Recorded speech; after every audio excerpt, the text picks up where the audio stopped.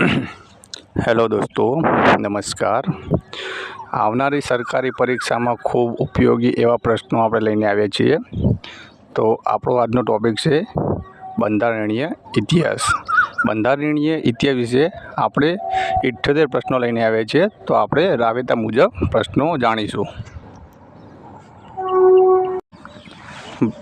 પ્રશ્ન નંબર 1, લઘુમતીઓની ઉપસમિતિના અધ્યક્ષ કોણ હતા? તો આપણો જવાબ આવશે ઓપ્શન એ. આપણો જવાબ આવશે એચ.સી. મુખર્જી. પ્રશ્ન નંબર 2, બંગાળના ગવર્નર જનરલ કોણ બન્યા હતા? તો આપણો જવાબ આવશે ઓપ્શન સી. આપણો જવાબ આવશે લોર્ડ વોરન હેસ્ટિંગ.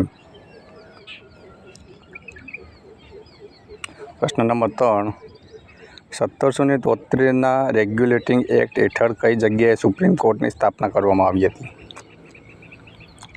આપણો જવાબ આવશે ઓપ્શન ડી. આપણો જવાબ આવશે કોલકાતા ખાતે.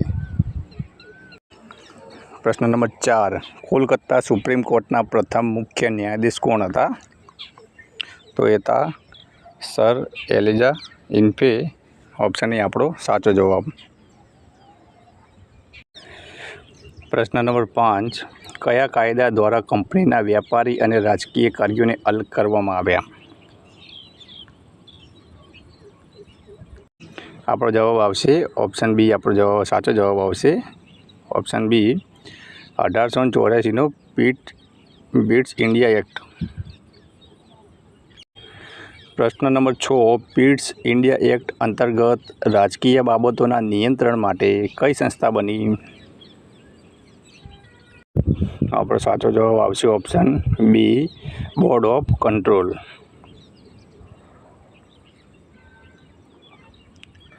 પ્રશ્ન નંબર 7, બોર્ડ ઓફ કંટ્રોલમાં કુલ કેટલા સભ્યોની જોગવાઈ હતી? અહીં આપણો જવાબ આવશે ઓપ્શન બી. આપણો જવાબ આવશે 6 સભ્યોની જોગવાઈ હતી.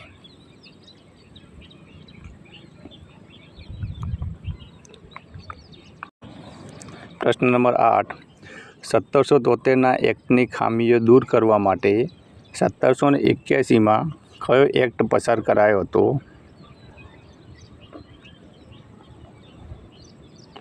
તો અહીં આપણો જવાબ આવશે ઓપ્શન બી. આપણો સાચો જવાબ આવશે એક્ટ ઓફ સેટલમેન્ટ. પ્રશ્ન નંબર 9, કયા કાયદા દ્વારા ભારતમાં કંપનીના પ્રદેશોને પ્રથમ વખત બ્રિટિશ આધિપત્યનું ક્ષેત્ર કહેવામાં આવ્યું?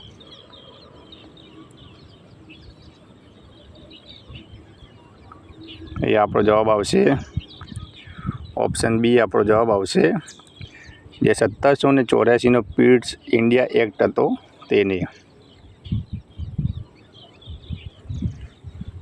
પ્રશ્ન નંબર 10, ગવર્નર જનરલની કાઉન્સિલના સભ્યોની સંખ્યા 4થી ઘટાડીને 3 કયા એક્ટમાં કરાઈ?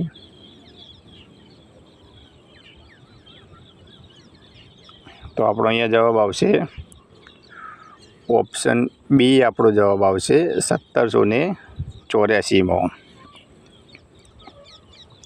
પ્રશ્ન નંબર 11, બોર્ડ ઓફ કંટ્રોલના સભ્યોને ભારતના મહેસૂલમાંથી પગાર આપવાની શરૂઆત ક્યારે થઈ?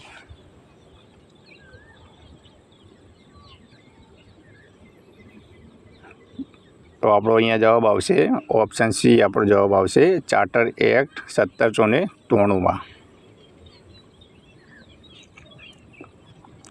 પ્રશ્ન નંબર 12, ઈસ્ટ ઇન્ડિયા કંપનીનો ભારતમાં વેપાર કરવાનો એકાધિકાર કયા એક્ટથી આંશિક ખતમ થયો?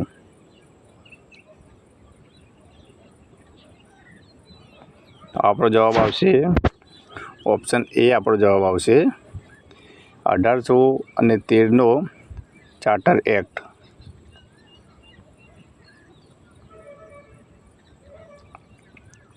પ્રશ્ન નંબર 13, 1813ના ચાર્ટર એક્ટ મુજબ કંપની પાસે કયો વ્યાપારી એકાધિકાર સુરક્ષિત રહ્યો હતો?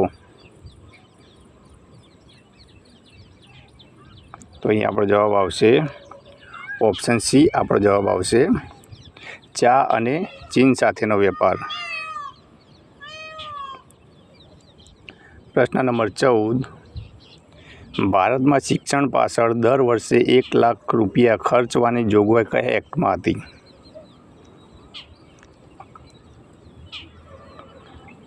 તો અહીં આપણો જવાબ આવશે ઓપ્શન બી આપણો જવાબ આવશે ચાર્ટર એક્ટ 1813. પ્રશ્ન નંબર 15. કયા કાયદા દ્વારા ખ્રિસ્તી મિશનરીઓને ભારતમાં ધર્મ પ્રચાર કરવાની છૂટ મળી?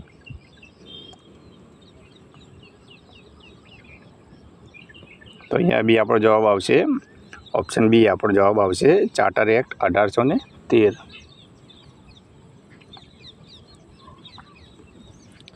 પ્રશ્ન નંબર 16. બંગાળના ગવર્નર જનરલને ગવર્નર જનરલ ઓફ ઇન્ડિયા ભારતના ગવર્નર જનરલ ક્યારે બનાવાયા? તો અહીંયા આપણો જવાબ આવશે બી આપણો જવાબ આવશે ચાર્ટર એક્ટ 1833. પ્રશ્ન નંબર 17. ભારતના પ્રથમ ગવર્નર જનરલ બનવાનું બહુમાન કોને મળ્યું? તો કોને મળ્યું હતું દોસ્તો? તો આપણો જવાબ આવશે ઓપ્શન સી આપણો જવાબ આવશે લોર્ડ વિલિયમ બેન્ટિંગને. પ્રશ્ન નંબર 18. કંપનીનો તમામ વ્યાપારી એકાધિકાર સંપૂર્ણપણે ક્યારે નાબૂદ થયો? એકાધિકાર ક્યારે નાબૂદ થયો હતો? કયા એક્ટ દ્વારા? તો દોસ્તો આપણો જવાબ આવશે ઓપ્શન બી આપણો સાચો જવાબ આવશે 1833નો ચાર્ટર એક્ટ. પ્રશ્ન નંબર 19. ગવર્નર જનરલની કાઉન્સિલમાં ચોથા સભ્ય તરીકે કાયદાકીય સભ્યની નિમણૂક ક્યારે થઈ? તો અહીંયા દોસ્તો આપણો જવાબ આવશે ઓપ્શન બી આપણો જવાબ આવશે ચાર્ટર એક્ટ 1833. પ્રશ્ન નંબર 20. ભારતના પ્રથમ કાયદાકીય સભ્ય કોણ હતા? દોસ્તો ભારતના પ્રથમ કાયદાકીય સભ્ય કોણ હતા? તો આપણો જવાબ આવશે ઓપ્શન એ આપણો જવાબ આવશે દરેકને યાદ હોવું જોઈએ કે લોર્ડ મેકોલે હતા. પ્રશ્ન નંબર 21. ભારતમાં દાસ પ્રથાને ગેરકાયદેસર કયા એક્ટ હેઠળ દ્વારા જાહેર કરાઈ? તો દોસ્તો જવાબ આવશે તો આમાં બી રિપીટ જવાબ આવશે ઓપ્શન બી આપણો જવાબ આવશે કે ચાર્ટર એક્ટ 1833માં. પ્રશ્ન નંબર 22. સિવિલ સેવાઓ માટે ખુલ્લી સ્પર્ધાત્મક પરીક્ષા શરૂ કરવાની જોગવાઈ કયા એક્ટમાં હતી? તો એ આપણો જવાબ આવશે ઓપ્શન બી આપણો જવાબ આવશે ચાર્ટર એક્ટ 1853માં.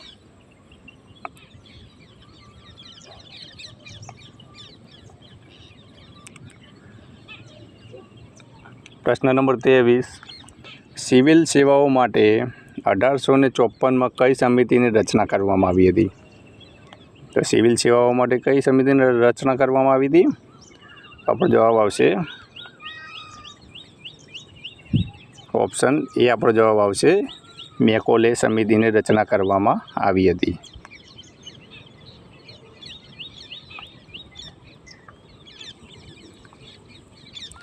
પ્રશ્ન નંબર 24.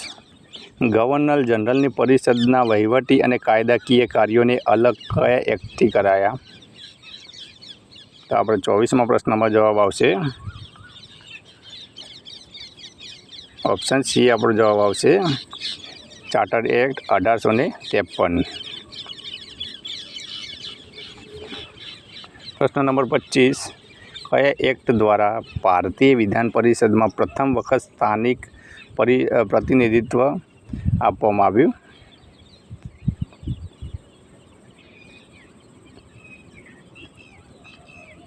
તો આપણો જવાબ આવશે ઓપ્શન બી. આપણો જવાબ આવશે ચાર્ટર એક્ટ 1853.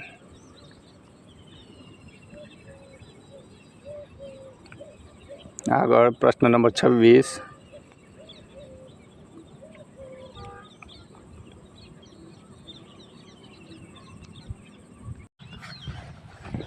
કયા ઐતિહાસિક વિદ્રોહ પછી ભારતમાં કંપની શાસનનો અંત આવ્યો અને બ્રિટિશ તાજનું શાસન શરૂ થયું? મોસ્ટ આઈએમપી પ્રશ્ન છે દોસ્તો. તો આનો જવાબ આવશે ઓપ્શન એ. આપણો જવાબ આવશે કે 1757નો વિપ્લવ હતો તે કંપની દ્વારા શાસનનો અંત આવ્યો અને બ્રિટિશ તાજનું શાસન શરૂ થયું.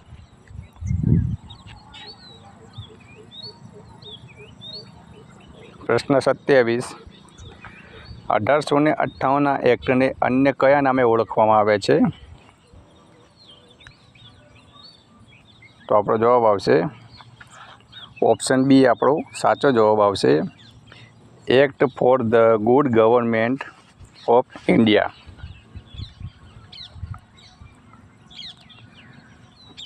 પ્રશ્ન નંબર 28. 1858ના અધિનિયમ દ્વારા ગવર્નર જનરલ ઓફ ઇન્ડિયાનું પદ નામ બદલીને શું કરાયું?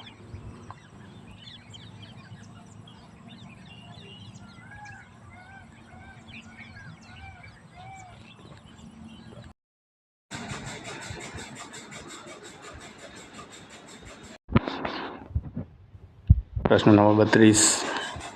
રાજ્ય સચિવને મદદ કરવા માટે કેટલા સભ્યોની ઇન્ડિયા કાઉન્સિલ બનાવવામાં આવી? તો દોસ્તો આપણો જવાબ આવશે ઓપ્શન ડી. આપણો સાચો જવાબ આવશે ડી. 15 કાઉન્સિલ બનાવવામાં આવી હતી. પ્રશ્ન નંબર 33. બ્રિટિશ મહારાણી વિક્ટોરિયાનો ઢંઢેરો અલ્હાબાદમાં લોર્ડ કેનિંગે ક્યારે વાંચ્યો હતો?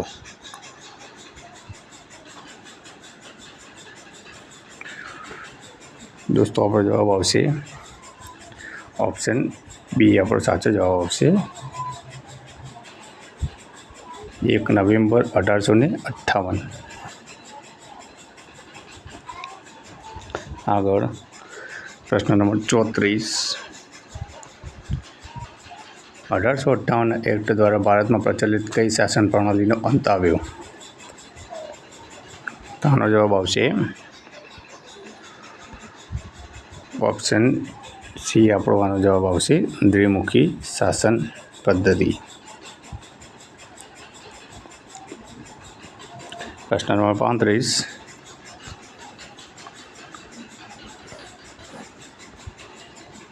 ઇન્ડિયા કાઉન્સિલનું મુખ્ય મથક ક્યાં રાખવામાં આવ્યું હતું? દોસ્તો? તો આપણો જવાબ આવશે ઓપ્શન સી. આપણો જવાબ આવશે લંડનમાં રાખવામાં આવ્યું હતું. પ્રશ્ન નંબર 36. ભારતમાં કાયદા બનાવવાની પ્રક્રિયામાં ભારતીયોને સામેલ કરવાની શરૂઆત કયા એક્ટથી થઈ હતી? કયો એક્ટ હતો? તો જાણીએ તો આપણે ઓપ્શન બી. આપણો સાચો જવાબ આવશે 1861નો ઇન્ડિયન કાઉન્સિલ એક્ટ. પ્રશ્ન નંબર 37. લોર્ડ કેનિંગ દ્વારા ભારતમાં પોર્ટફોલિયો સિસ્ટમ ક્યારે સત્તાવાર બની?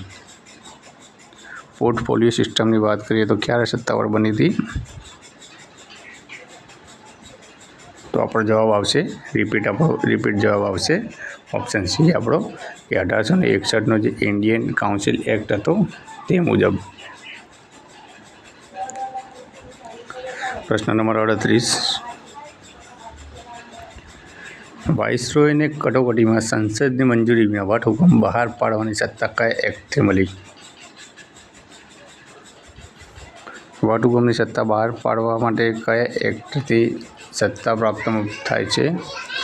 તો આપણો જવાબ આવશે પ્રશ્ન નંબર 38માં ઓપ્શન બી. આપણો સાચો જવાબ આવશે 1861નો ઇન્ડિયન કાઉન્સિલ એક્ટ મુજબ. પ્રશ્ન નંબર 39. 1861ના એક્ટ હેઠળ લોર્ડ કેનિંગે કયા 3 ભારતીયોને વિધાન પરિષદમાં નામાંકિત કર્યા હતા? કયા 3 ભારતીયો હતા દોસ્તો? આપણે જાણીશું. આપણો જવાબ આવશે ઓપ્શન એ આપણો સાચો જવાબ આવશે. પટિયાલાના રાજા, બનારસના રાજા અને સર દિનકર રાવ. નેક્સ્ટ પ્રશ્ન નંબર 40. મુંબઈ અને મદ્રાસ પ્રાંતોને કાયદો બનાવવાની સત્તા પાછી આપી વિકેન્દ્રીકરણનો પ્રારંભ ક્યારે થયો? વિકેન્દ્રીકરણનો પ્રારંભ ક્યારે થયો હતો? તો આપણો જવાબ આવશે ઓપ્શન બી સી આપણો જવાબ આવશે 1861નું ઇન્ડિયન કાઉન્સિલ એક્ટ મુજબ. પ્રશ્ન નંબર 41. ભારતીય સભ્યોને બજેટ પર ચર્ચા કરવાનો અને પ્રશ્નો પૂછવાનો અધિકાર કયા એક્ટથી મળ્યો? પ્રશ્નો પૂછવાનો અધિકાર કયા એક્ટથી મળ્યો દોસ્તો? 41 પ્રશ્નમાં આપણો જવાબ આવશે ઓપ્શન બી આપણો સાચો જવાબ આવશે કે જે 1892નો ઇન્ડિયન કાઉન્સિલ એક્ટ હતો તેના દ્વારા પ્રશ્નો પૂછવાનો અધિકાર મળ્યો. આગળ પ્રશ્ન નંબર 42. 1892ના એક્ટમાં પ્રશ્નો પૂછવાની સત્તા મળી પરંતુ કયો અધિકાર નહોતો મળ્યો? કે જ્યારે પ્રશ્નો પૂછવાની સત્તા મળી ત્યારે કયો અધિકાર મળ્યો નહોતો? તો પ્રશ્ન નંબર 42માં આપણો જવાબ આવશે ઓપ્શન સી આપણો જવાબ આવશે કે પૂરક પ્રશ્નો પૂછવાનો કે મતદાનનો અધિકાર નહોતો મળ્યો. પ્રશ્ન નંબર 43. ભારતમાં પરોક્ષ ચૂંટણી પ્રણાલીનો પ્રારંભ કયા એક્ટથી માનવામાં આવે છે? ચૂંટણી પ્રણાલીનો પ્રારંભ કયા એક્ટથી માનવામાં આવે છે દોસ્તો? તો આમાં આપણો જવાબ આવશે ઓપ્શન બી આપણો સાચો જવાબ આવશે કે જે 1892નો ઇન્ડિયન કાઉન્સિલ એક્ટ હતો તે મુજબ. આગળ પ્રશ્ન નંબર 44.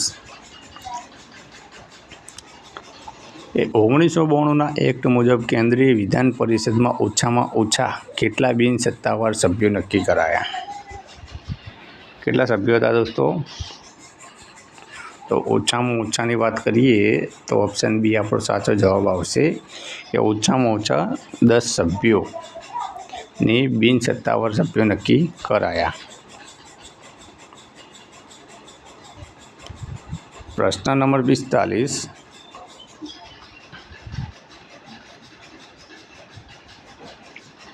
કે 1861ના એક્ટ મુજબ વાઇસરોયના વટહુકમની અવધિ કેટલા મહિનાની હતી? વાઇસરોયના વટહુકમની અવધિ કેટલા મહિનાની હતી દોસ્તો? તો આપણો જવાબ આવશે પ્રશ્ન નંબર 45માં આપણો જવાબ આવશે ઓપ્શન બી આપણો સાચો જવાબ આવશે 6 મહિનાની અવધિ. પ્રશ્ન નંબર 46. 1909ના અધિનિયમને કયા જાણીતા નામે ઓળખવામાં આવે છે? 1909નો અધિનિયમ કોના નામે? તો ઓપ્શન આવશે જવાબ આપણો આવશે ઓપ્શન બી આપણો સાચો જવાબ આવશે મોર્લે મિન્ટો સુધારાને. પ્રશ્ન નંબર 47. 1909માં લોર્ડ મોર્લે કયા પદ પર કાર્યરત હતા? કયું પદ હતું દોસ્તો? પ્રશ્ન નંબર 47માં તો આપણો સાચો જવાબ આવશે ઓપ્શન બી આપણો સાચો જવાબ આવશે જે ભારતના રાજ્ય સચિવ હતા તે પદ પર કાર્યરત હતા. કોણ હતા? Lord Morley. પ્રશ્ન નંબર 48.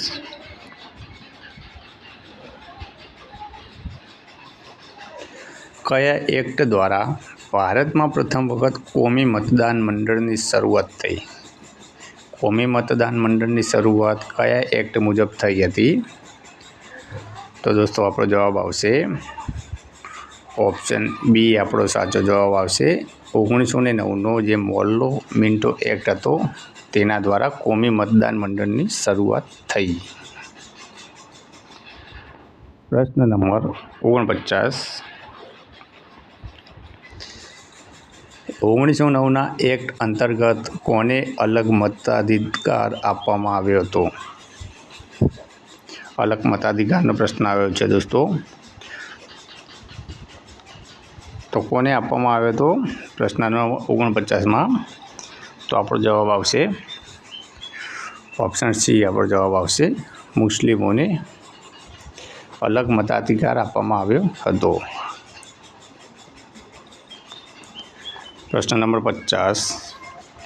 ભારતમાં કોમી મતદાન મંડળના પિતા તરીકે કોણ ઓળખાય છે? કોમી મતદાન મંડળના પિતા કોને ઓળખવામાં આવે છે દોસ્તો? તો તે હતા મોલ્લે લોર્ડ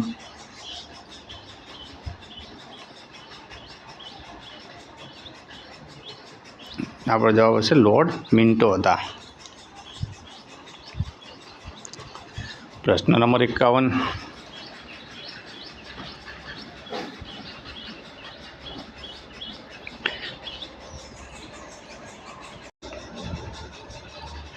વાઇસરોયની એક્ઝિક્યુટિવ કાઉન્સિલમાં સામેલ થનાર પ્રથમ ભારતીય કોણ હતા? પ્રથમ ભારતીય કોણ હતા દોસ્તો? તો તે હતા આપણો જવાબ આવશે ઓપ્શન એ આપણો જવાબ આવશે એસપી સિંઘ હતા સત્યેન્દ્ર પ્રસાદ. પ્રશ્ન નંબર 52. સત્યેન્દ્ર પ્રસાદ સિન્હાની નિમણૂક વાઇસરોયની કાઉન્સિલમાં કયા સભ્ય તરીકે થઈ? કયા સભ્ય તરીકે થઈ હતી દોસ્તો? તો આપણો સાચો જવાબ આવશે ઓપ્શન બી આપણો સાચો જવાબ આવશે કાયદાકીય સભ્ય તરીકે વાઇસરોયની કાઉન્સિલમાં નિમણૂક થઈ હતી. પ્રશ્ન નંબર 53. કયા એક્ટ દ્વારા વિધાન પરિષદના સભ્યોને પૂરક પ્રશ્નો પૂછવાની મંજૂરી મળી? કયો એક્ટ હતો કે જે વિધાન પરિષદના સભ્યોને પૂરક પ્રશ્નો પૂછવાની મંજૂરી મળી હતી?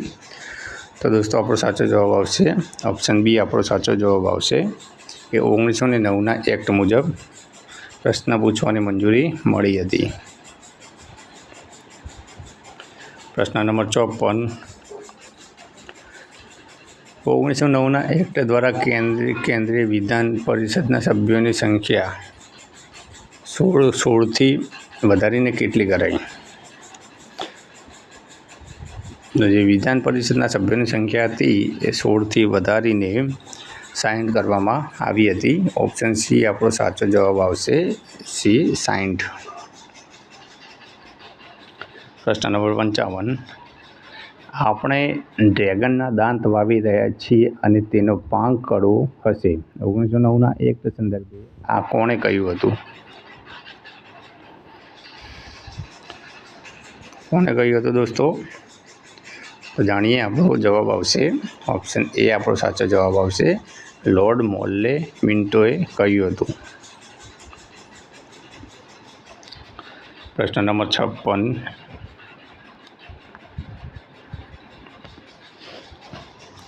1919ના ભારત સરકાર અધિનિયમને કયા નામે ઓળખવામાં આવે છે? મોસ્ટ આઈએમપી પ્રશ્ન છે. કયા નામે ઓળખવામાં આવે છે? તો આપણો સાચો જવાબ આવશે બી આપણો સાચો જવાબ આવશે ઓપ્શન બી કે જે મોન્ટેગો ચેમ્સફોર્ડ સુધારાને આપણે 1919ના ભારત સરકાર અધિનિયમના ઓળખવામાં આવીએ. પ્રશ્ન નંબર 57. 1919ના એક્ટ દ્વારા પ્રાંતોમાં કઈ શાસન પદ્ધતિ લાગુ કરવામાં આવી? કઈ શાસન પદ્ધતિ લાગુ કરવામાં આવી દોસ્તો? તો આપણો જવાબ આવશે બી દ્વિશાસન પદ્ધતિ.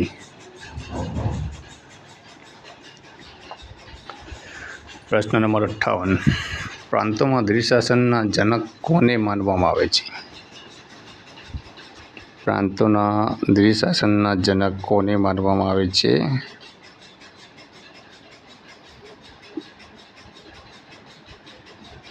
તો આપણો સાચો જવાબ આવશે ઓપ્શન બી. આપણો સાચો જવાબ આવશે લાયનસ કર્ટિસને.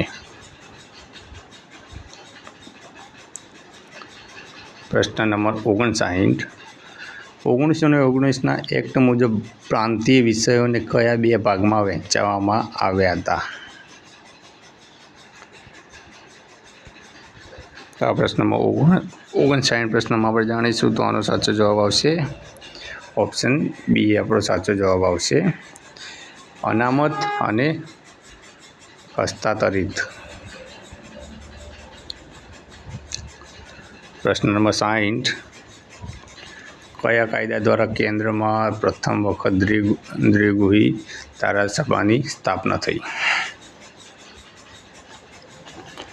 પ્રશ્ન નંબર 60 છે. 60માં આપણો જવાબ આવશે ઓપ્શન બી. આપણો સાચો જવાબ આવશે 1919નો જે એક્ટ હતો તે દ્વારા દ્વિગુહી ધારાસભાની સ્થાપના થઈ હતી. પ્રશ્ન નંબર 61. 1919ના એક્ટ હેઠળ કેન્દ્રમાં કયા બે ગૃહો બન્યા હતા? બે ગૃહો કયા ગયા હતા દોસ્તો? પ્રશ્ન નંબર 61. તો આપણો સાચો જવાબ આવશે ઓપ્શન બી. આપણો સાચો જવાબ આવશે રાજ્ય પરિષદ અને કેન્દ્રીય વિધાનસભા. આગળ પ્રશ્ન નંબર 62. કોમી મતદાર મંડળનો વિસ્તાર કરીને શીખ, એંગ્લો ઇન્ડિયન અને યુરોપિયનોને ક્યારે સાંકળવામાં આવ્યા હતા? પ્રશ્ન નંબર 62. આપણો જવાબ આવશે કયો એક્ટ હતો દોસ્તો? તો આપણો સાચો જવાબ આવશે 1919નો એક્ટ મુજબ. પ્રશ્ન નંબર 63.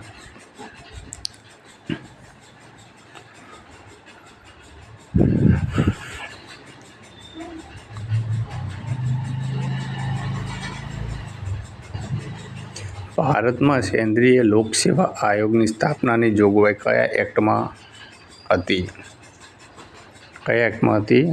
લોકસેવા આયોગની સ્થાપનાની જોગવાઈ કયા એક્ટમાં હતી દોસ્તો? આપણો સાચો જવાબ આવશે ઓપ્શન એ. સાચો જવાબ આવશે આપણો કે જે 1919નો જે એક્ટ હતો તેમાં લી કમિશનની ભલામણથી લોકસેવા આયોગની સ્થાપના થઈ હતી. પ્રશ્ન નંબર 64. ભારત માટે હાઈ કમિશનરનું નવું પદ કયા એક્ટ દ્વારા લંડનમાં ઊભું કરાયું?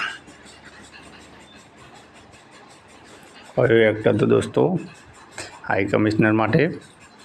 તો આપણો સાચો જવાબ આવશે પ્રશ્ન નંબર 64. આપણો સાચો જવાબ આવશે સી. આપણો સાચો જવાબ આવશે 1919નો એક્ટ. પ્રશ્ન નંબર 65. ભારતમાં પ્રથમ વખત મહિલાઓને મત આપવાનો અધિકાર કયા એક્ટથી મળ્યો? ભારતમાં મહિલાઓને મત આપવાનો અધિકાર કયા એક્ટથી મળ્યો હતો? તો પ્રશ્ન નંબર 65માં આપણો રિપીટ જવાબ આવશે કે જે 1919નો એક્ટ હતો તે દ્વારા મહિલાઓને મત આપવાનો અધિકાર મળ્યો હતો.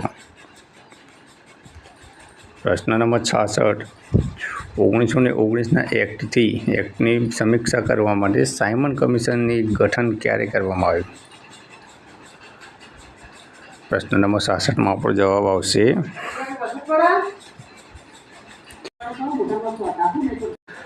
તો આપણો સાચો જવાબ આવશે ઓપ્શન બી. આપણો સાચો જવાબ આવશે 1929 નવેમ્બરમાં.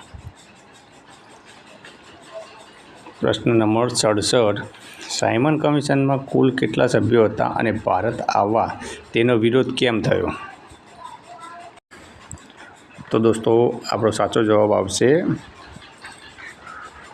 ઓપ્શન બી આપણો સાચો જવાબ આવશે. 7 સભ્યો હતા, બધા જ બ્રિટિશરો હતા. શ્વેત 7 સભ્યો બધા જ બ્રિટિશરો હોવાથી.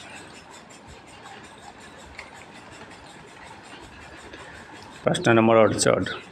સાયમન કમિશન કયા વર્ષ ભારત પહોંચ્યું હતું?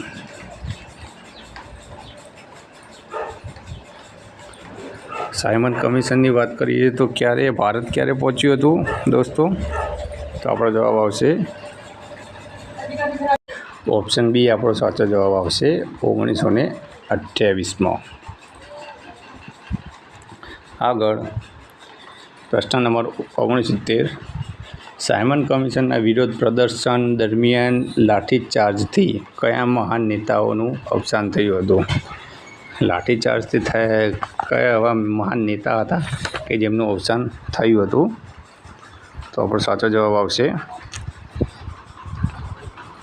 ઓપ્શન બી આપણો સાચો જવાબ આવશે. જે લાલા લજપતરાય હતા તેમને લાઠીચાર્જ દરમિયાન તેમનું અવસાન થયું હતું.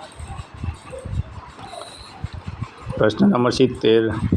ભારતીયોને પોતાનું બંધારણ બનાવવાનું આહ્વાન આપનાર ભારત સચિવ લોર્ડ બર્કનહેડના પડકાર ઝીલીને કયો અહેવાલ તૈયાર કર્યો હતો? કયો અહેવાલ હતો દોસ્તો? તો પ્રશ્ન નંબર 70માં આપણો જવાબ આવશે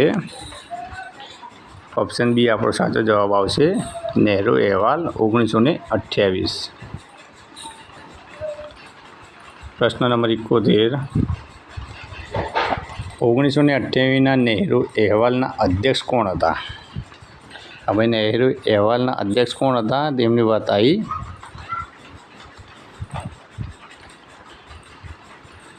તો આપણો જવાબ આવશે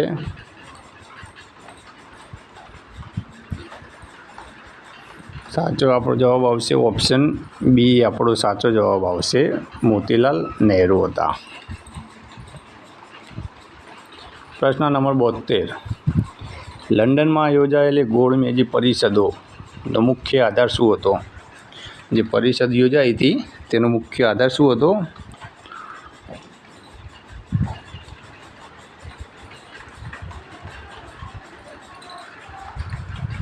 તો દોસ્તો આ પ્રશ્નનો જવાબ તમે મને કોમેન્ટમાં આપજો.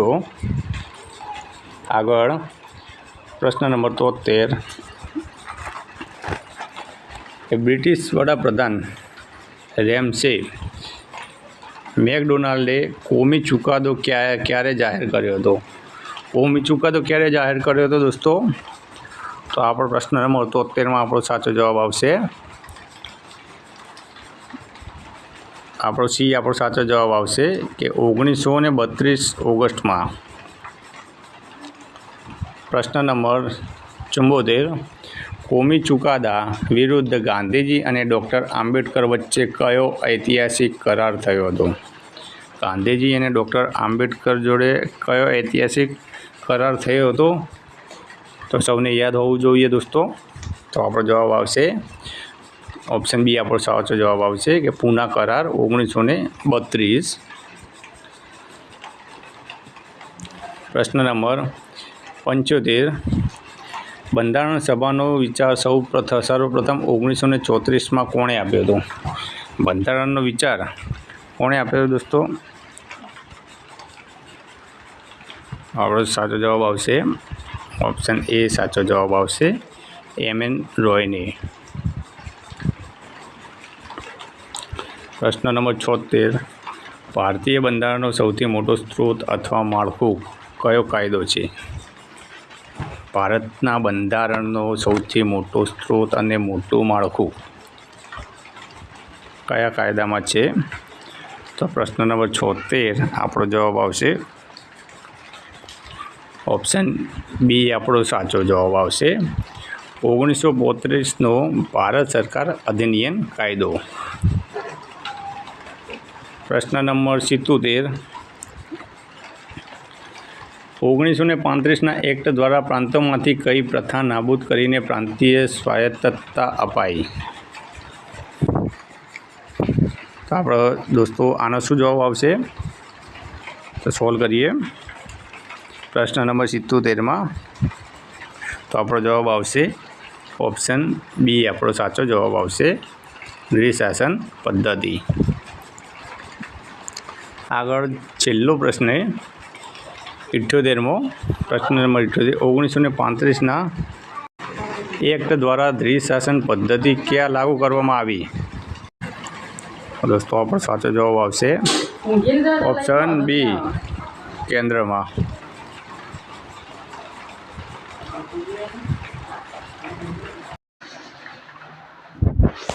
તો દોસ્તો વિડીયો ગમ્યો હોય તો લાઈક, શેર અને સબસ્ક્રાઈબર જરૂરથી કરજો. ખૂબ ખૂબ ઉપયોગી એવા વિડીયો અમે લાવતા રહીશું. જય હિન્દ, જય ભારત. Thank you.